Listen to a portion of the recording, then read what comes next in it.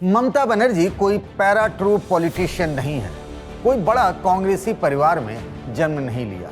ममता बनर्जी का एक अतीत है, वो संघर्ष का अतीत है। ममता बनर्जी जमीन से उठकर कैबिनेट मिनिस्टर बना, राज्य का मुख्यमंत्री बना, बहुत सारी विपरीत परिस्थिति का सामना किया उन्होंने पूरे जीवन भर, तो वो मिट्टी का महक पहचानती है, आने वाला कल को देख सकती है।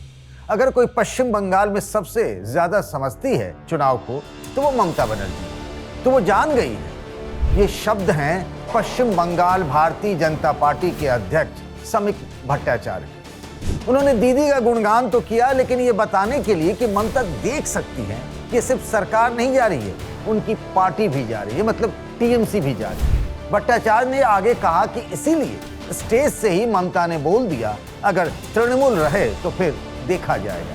बेसिकली ये एक वीडियो आया था ममता का, जिसमें उन्होंने ये बात कही थी। ममता बनर्जी के स्ट्रांग रूम जाने पर समीक ने ये बात कही है। ममता हार रही हैं या वो ऐसा कर कह रही हैं कि मैं हार ही नहीं सकती। दीदी जीत गई हैं या फिर हार न जाए, इसीलिए प्रेशर बना रही हैं, जिसे प्रेशर पॉलिटिक्स भी कहा जाता है। राजधानी में आज इसी की बात। नमस्कार, मैं हूं पंकज झा।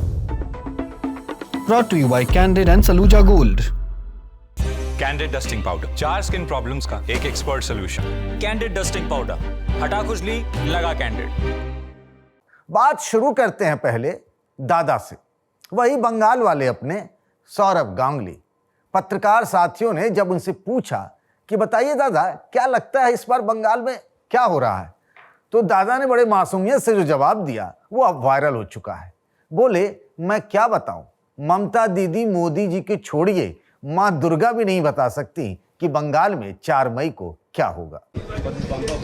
ये तो माँ दुर्गाও বলতে পারবে না what is the possible result. তো যখন সোমবার ভোট বাক্স খুলবে তখন বলতে পারবে। মমতা দিও পারবে না, মোদিজিও পারবে না, মা দুর্গাও পারবে না। ভোট বাক্স খুললে লোকে জানবে। এই আমি উত্তর কি করে দেবো? नतीजे चाहे जो होंगे वो तो होंगे ही, पर जो चल रहा है वो देखिए। दूसरे राज्यों से भले पॉलिटिकल ड्रामा वोटिंग तक ही निपट जाता है, पर पश्चिम बंगाल का केस बड़ा अलग है।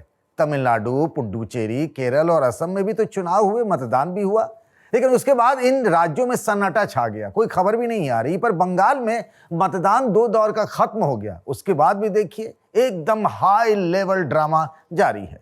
और कल रात जो ड्रामा हुआ वो तो अद्भुत रहा। वो देखा ही होगा आप सबने, उसके अलग अलग वीडियो, लेकिन उसकी असली कहानी और कहानी के तार, उससे उलझी हुई ममता बनर्जी की रणनीति के बारे में आज हम बात करेंगे। ममता ने मैसेज दिया कि उनका पूरा कैडर जो टीएमसी का है वो डटे रहे। कब तक?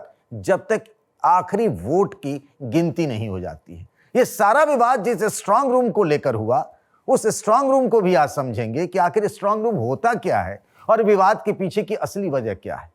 इस बारे में चुनाव आयोग के बड़े स्पष्ट दिशा निर्देश हैं। स्ट्रांग रूम एक बेहद सुरक्षित, तय किया हुआ एक कमरा या हॉल होता है, जिसका इस्तेमाल ईवीएम खास तौर पर रखने के लिए किया जाता है। वीवीपैट यूनिट और इससे जुड़ी चुनावी कागजात को भी सुरक्षित रखने के लिए स्ट्रांग रूम का इस्तेमाल होता रहा। ये रूम इसलिए ज़रूरी होते हैं क्योंकि ये वोटिंग सेंटर से वापस लाए जाने के बाद और वोटिंग तक, कभी कभी उसके बाद भी इस्तेमाल की गई और बिना इस्तेमाल की गई ईवीएम, वीवीपैट मशीनों की सुरक्षा करते हैं। स्ट्रांग रूम का मकसद किसी भी तरह के छेड़छाड़ को रोकना है। इसी को लेकर टीएमसी ने आरोप लगाया। टीएमसी ने क्या आरोप लगाए हैं उसको पहले देख लेते हैं। जब स्ट्रांग रूम खोला गया तो हमें क्यों नहीं बताया गया, पर स्ट्रांग रूम तो खोला ही नहीं गया, उसके बारे में हम बात करेंगे बाद में। स्ट्रांग रूम में कौन था, क्या कर रहा था, ईवीएम के साथ छेड़छाड़ की गई है, बीजेपी और चुनाव आयोग की मिलीभगत के बिना आधिकारिक सूचना के स्ट्रांग रूम एरिया में एक्टिविटी, इस पर चुनाव आयोग ने लंबा चौड़ा जवाब दिया है। एक माहौल बनाया ममता बनर्जी और उनकी पार्टी के नेताओं ने कोलकाता में कि स्ट्रांग रूम में छेड़छाड़ की जा रही है, उनके वोटों के बदले में बीजेपी के वोट बढ़ाए जा रहे हैं। लेकिन कहानी क्या होती है वो मैं बताता हूं आपको। स्ट्रांग रूम में पोस्टल बैलेट नहीं रखे जाते, उसके लिए अलग से एक रूम बनाया जाता है। और कल ममता बनर्जी गाड़ी में बैठकर हमारे पत्रकार साथियों को जो अपने मोबाइल पर सीसीटीवी फुटेज दिखा रही थी, वो स्ट्रांग रूम का नहीं था, वो उस कमरे का था जहां की पोस्टल बैलेट रखे जाते हैं। आपको एक बात और बता दें, पोस्टल बैलेट जो है, जिस दिन काउंटिंग होती है, जैसे 4 मई को काउंटिंग होगी, तो उसके सवेरे 8 बजे तक पोस्टल बैलेट काउंटिंग सेंटर पर पहुंच सकता है।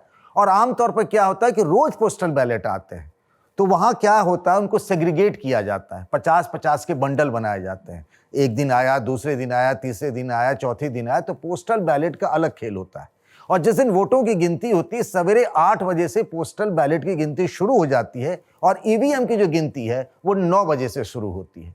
तो सारा बखेड़ा और ड्रामा जो ममता बनर्जी उनकी पूरी टीम ने किया, वो पूरे बंगाल में एक मैसेज दे दिया कि चुनाव आयोग, केंद्र सरकार की तमाम एजेंसियां कहीं ना कहीं ममता बनर्जी और टीएमसी को हराने के लिए कुछ भी कर सकती है, यानी स्ट्रांग रूम के साथ भी छेड़छाड़ कर सकती है, ऐसा माहौल बनाया गया। लेकिन चुनाव आयोग ने इसके बारे में तमाम चीजें कही और शुभेंदु अधिकारी, जो एक तरीके से माने जाते हैं कि बीजेपी के सबसे बड़े चेहरे हैं, और जैसा तमाम एग्जिट पोल में बताया जा रहा है और बीजेपी का दावा है कि इस बार 4 मई दी गई उनकी सरकार बन रही, तो वही सीएम कैंडिडेट हो सकते हैं, आधिकारिक तौर पर नहीं।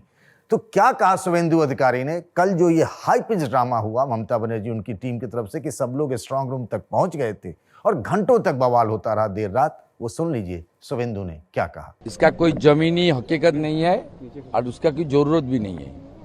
ये मीडिया में तो खींच मेरी फोटो इसलिए कर रहा है, इसको इतना वेटेज देने का कोई काम नहीं है। हम लोग का पूरा निगरानी था, मैं सोशल मीडिया में कल रात 1 बजे डाल दिया था, अब देख लेना। हमारी इलेक्शन एजेंट था, काफ़ी सारा इंडिपेंडेंट प्रत्याशी, हमारी बहन ममता जाली, उन्होंने खुद तुरंत आकर उनका माने ममता बनर्जी हेरा फेरी ना करे, ज़्यादा तंग ना करे सिक्योरिटी फोर्स को, रिटर्निंग ऑफिसर को, इसलिए वो भी वहाँ शामिल हो गया। भारत का सबसे भरोसेमंद सलूजा गोल्ड टीएमटी बार। Saluja gold TMT. अब सही पकड़े हो कॉन्ट्रैक्टर बाबू, मजबूती सब कुछ है। ये तो हो गया शुभेंदु अधिकारी की बात, जिनके समर्थक आजकल नारे लगा रहे हैं कि राज तिलक की करो तैयारी, आ रहे हैं शुभेंदु अधिकारी। खैर, शुभेंदु के बाद महुआ मोइत्रा, जो कि टीएमसी की सांसद है और आजकल बड़ा वोकल भी है, तंज भी बहुत करती है। उन्होंने भी तंज किया कि एक दौर होता था साल 2011 तक, उसके बाद भी कुछ समय के लिए, कि हम स्ट्रांग रूम में जब ईवीएम रख देते थे तो वहाँ पर पैरामिलिट्री फोर्स रहती थी और फिर हम निश्चिंत हो जाते थे कि हमारा वोट जो है हमारी पार्टी का वो सुरक्षित है। लेकिन अब तो हाल ये है कि हमें पैरामिलिट्री फोर्स जो पहुंची हुई है सीपीएम, अब उस पर भी नजर रखनी होती, कहीं वही ना खेल बिगाड़ दें टीएमसी का। इलेक्शन कमीशन और बीजेपी का कहना है कि अब ये कौन सा मुद्दा लेकर आ गई हैं ममता बनर्जी, जहां स्ट्रांग रूम खुलने की तो बात ही नहीं हो सकती है। अब एक नया मुद्दा जो टीएमसी की तरफ से छेड़ा गया वो ये है कि जब चुनाव हो गए, मतदान हो गया, मतदान हुआ कब? 29 तारीख को, दूसरे चरण का, तो फिर ये वोटों की गिनती 4 तारीख को क्यों, 5 दिनों बाद क्यों? अब बात होनी है, केंद्र सरकार को कटघरे में खड़ा करना है, बीजेपी, चुनाव आयोग, तमाम एजेंसियों को दिखलाना है कि वो टीएमसी को हराने के लिए सब एक हो गए हैं। तो ममता बनर्जी, उनकी टीम ने ये नया मुद्दा छेड़ दिया। वैसे देखें तो कई बार ऐसा होता है, बिहार के ही चुनाव में देख लीजिए, कई बार राज्यों में या केंद्र में विधानसभा या लोकसभा के चुनाव हुए तो गैप रहता है 2 या 3 दिन का, लेकिन यहाँ उसी बात को लेकर के एक बखेड़ा किया जा रहा है। कुल जमा बात यह है कि ममता बनर्जी अपने काडर को संदेश दे रही कि हार नहीं मानना है, आखिरी दम तक मोर्चे पर डटे रहना है। यही ममता की असली छवि भी है, स्ट्रीट फाइटर वाली, जो उनके विरोधी भी मानते हैं। बात यही है, या ममता को अपने हार की थोड़ी बहुत भनक लग रही है, या फिर वो मुतमईन हैं कि हर हाल में जीत उन्हीं की होनी है। राजधानी में आज बस इतना ही। आपको क्या समझ में आता है बताइएगा ज़रूर कमेंट बॉक्स में। इस वीडियो को बनाया हमारे साथी शुभम ने। बाकी खबरों के लिए बने रहिए द लल्लन टॉप के साथ।